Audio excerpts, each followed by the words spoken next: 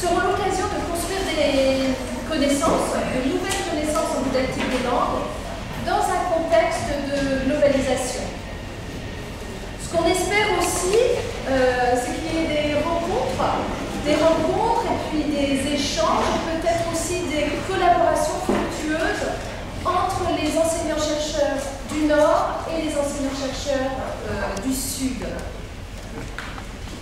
Nous avons fait le choix d'une seule session. Vous remarquerez que voilà, nous n'avons pas fait le choix de session parallèle, mais d'une seule session, parce qu'on voulait que tout le monde puisse participer et écouter tous les débats, pouvoir participer aux échanges, aux questions. Voilà. Donc c'est vraiment un choix d'une seule session pour que tout le monde participe à tout. Avant de laisser la parole à nos invités, nous voudrions aussi remercier très chaleureusement nos partenaires, les partenaires sans qui ce colloque n'aurait pas pu avoir lieu, ou du moins dans de bien plus mauvaises conditions. Je pense notamment à l'AUF, à l'OIF, à la FIPF, et je tiens à dire aussi que Bernard Serpellini, qui est recteur de l'AUF, était tout à fait désolé de ne pas pouvoir être là ces jours-ci, mais il avait des contraintes, d'autres contraintes professionnelles. Donc, une dernière chose, si vous cherchez des organisateurs, nous avons un petit point orange sur nos petits, voilà, sur nos petites étiquettes là. Donc je laisse tout de suite la parole à Emmanuel Fraisse, qui est vice-président des relations internationales de l'Université Sorbonne Nouvelle Paris. Merci beaucoup Margaret. Bon voilà, mesdames, messieurs, chers collègues, à vous regarder aussi, chers étudiants et étudiantes, c'est au nom de la présidente de l'Université Sorbonne Nouvelle Paris 3, Marie-Christine de Bardonnay, que je vous salue très chaleureusement ce matin.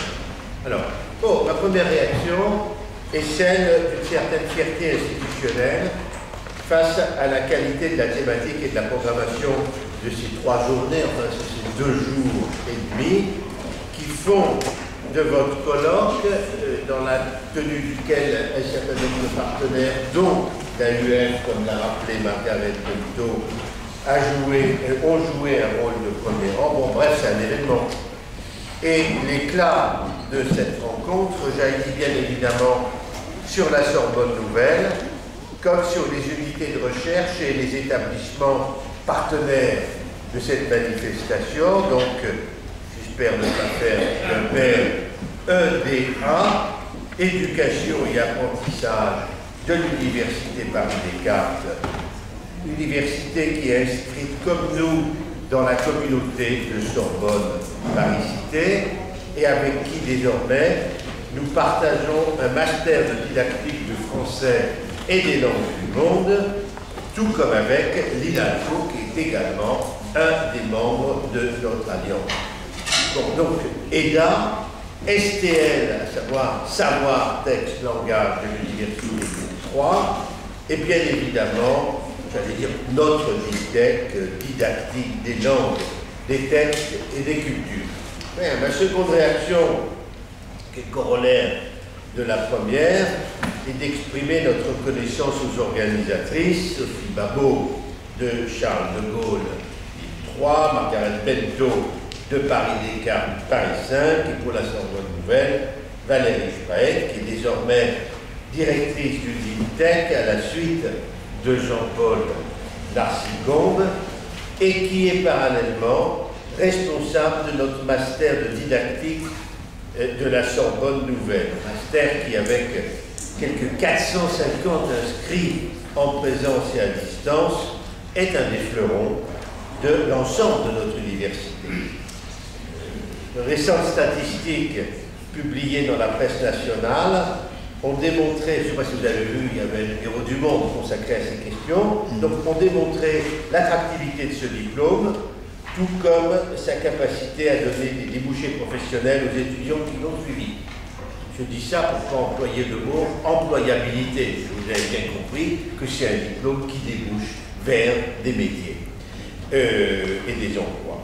Bon, donc vous ne voyez pas là l'expression d'une satisfaction béate, mais quant à l'université, plus encore qu'ailleurs, on a vraiment une bonne nouvelle, ben, autant la répéter, autant la divulguer, en évitant bien sûr de tomber dans la béatitude.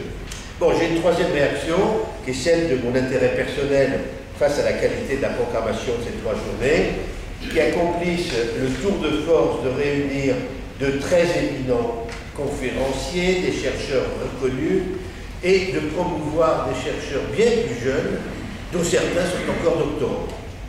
Et c'est un des devoirs de l'université prise comme institution vouée au savoir et à sa transmission, que de permettre un tel amalgame des générations.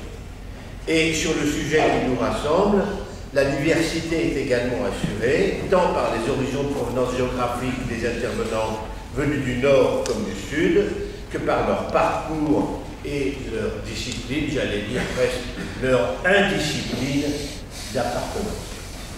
Bon, sur le fond, on observera que les organisatrices ont opté pour le débat, ce que vous avez dit, voire la confrontation des idées.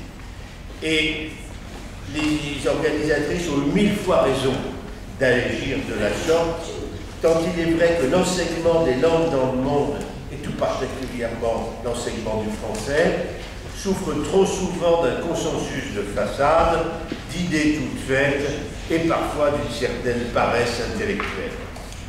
J'ajouterais que dans un monde globalisé, l'enseignement d'une langue et des cultures qui lui sont liées est en perpétuel mouvement. Pour le dire très vite, le français, pris comme véhicule de communication, objet d'enseignement et porteur de culture au pluriel, est de plus en plus hétérogène, comme si sa vitalité et son avenir étaient indissociables de cette hétérogénéité.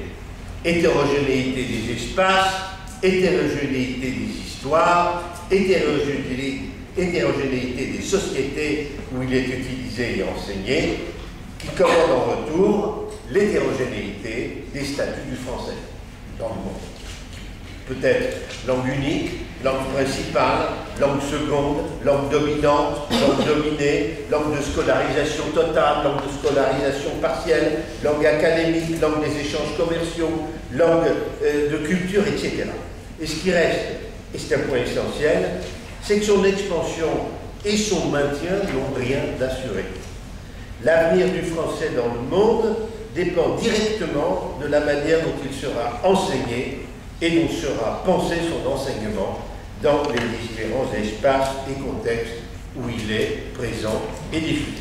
Bon, je vous demande pardon, j'ai été trop long, et je vous demande surtout pardon d'avoir cédé, moi aussi, à la tentation du débat, et je vous souhaite d'excellents travaux dans ce magnifique et symbolique amphi d'Urkel. Merci de votre attention.